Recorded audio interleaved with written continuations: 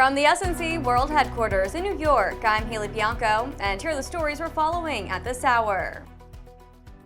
An investigation is underway after a Secret Service agent working on protective assignment outside Treasury Secretary Janet Yellen's house fired a weapon following a confrontation with the occupants of a sedan.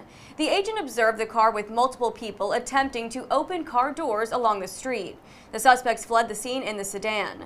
The D.C. Metropolitan Police Department is investigating, and the case will also be reviewed by the U.S. Attorney's Office. A federal judge formally dismissed the gun case against Hunter Biden today after President Joe Biden issued a sweeping pardon for his son Sunday night. And as our White House correspondent Greg Clugston reports, the president is facing backlash for the pardon, and not just from Republicans. Some Democrats are calling the Hunter Biden pardon misguided and unwise after the party spent years criticizing Donald Trump as someone who disregarded the law. Colorado Governor Jared Polis called the decision a bad precedent that could be abused by later presidents and will sadly tarnish Biden's reputation. The president reversed his previous pledge not to pardon his son, arguing the charges against him were politically motivated.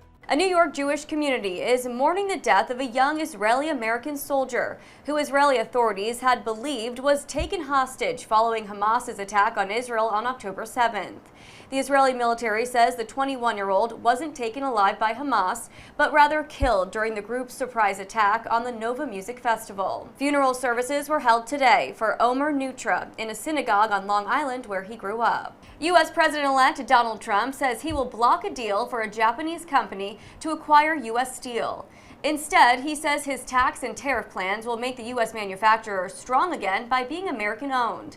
Caroline Malone has more details. Donald Trump has said no to U.S. steel being Japanese-owned. The company has been floundering, but a deal was proposed by Nippon Steel to take it over for $15 billion.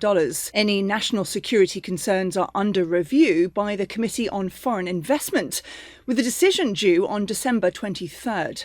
The U.S. Steelworkers Union is against the deal, but it has been supported by Trump's former Secretary of State, Mike Pompeo, and Commerce Secretary Wilbur Ross. China has announced a ban on exports to the United States of gallium, germanium, and other key high-tech materials with potential military applications.